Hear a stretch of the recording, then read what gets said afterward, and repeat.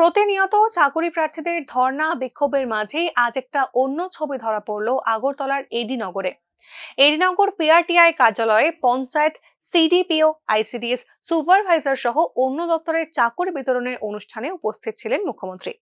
এছাড়াও উপস্থিত ছিলেন মুখ্য সচিব জে.কে. সিনহা সহ অন্যান্যরা। বুধবার সকালে 474 জন সরকারি চাকরি প্রার্থীদের হাতে অফার লেটার তুলে দেন মুখ্যমন্ত্রী। এদিন তিনি বলেন যে কোনো কাজে ফল পেতে গেলে খানিকটা ধৈর্য ধরা আবশ্যক। এছাড়াও বর্তমানে রাজ্য সরকার প্রান্তিক ব্যক্তিদের কথাও চিন্তা করে, তাই চাকরি প্রার্থীদের পরীক্ষা দিয়ে সুষ্ঠু ফলাফলের মাধ্যমেই রাজ্যকে এগিয়ে নিয়ে যাওয়া হবে। আগে যে কোনো রাজনৈতিক দলে যোগ দিলে তবেই সরকারি চাকরি পাওয়া যেত, তবে ডাবল ইঞ্জিনের সরকারে এই ধরনের কোনো নিয়ম অস্তিত্ব রাখে না। তো সর্বমোট আমরা 13,661 জনকে আমরা গভর্নমেন্ট চাকরি আমরা দিয়েছি।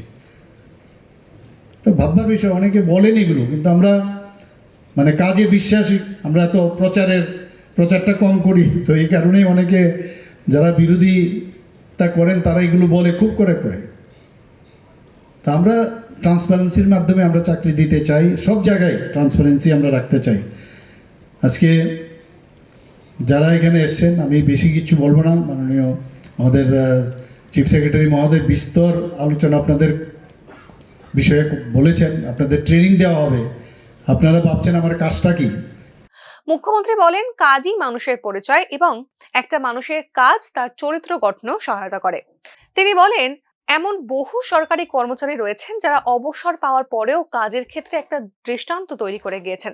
তাদের বিষয়ে এখনো আলোচনা হয়, তাদের নাম উদাহরণস্বরূপ ব্যবহার করা হয়। জিনিসগুলো আপনার হারাবে না, সব জিনিস আপনার অলরেডি ডিজিটাইজ করা থাকবে। এই যে বিষয়টা ত্রিপুরাতেই সম্ভব হয়েছে। আমাদের কিরণ গিত্তজি সেদিন বলছিলেন, যিনি আমাদের সেক্রেটারি আরডির, বর্তমানে উনি আইটির সেক্রেটারি, তো উনি বলছিলেন এখন উনি ট্রেনিংয়ে আছেন। অনেকে জিজ্ঞেস করছে আপনারা পঞ্চায়েতের, ত্রিস্তরীয় পঞ্চায়েতে কি করে এটা আপনারা সম্ভব করেছেন। আমরা তো অনেক চেষ্টা করেছি, সেটা সম্ভব হচ্ছে না। তো এই যে বিষয়গুলো, এটা একমাত্র সম্ভব হয়েছে আমাদের যারা কর্মচারীরা আছেন।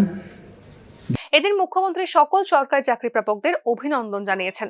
Bureau report, news now.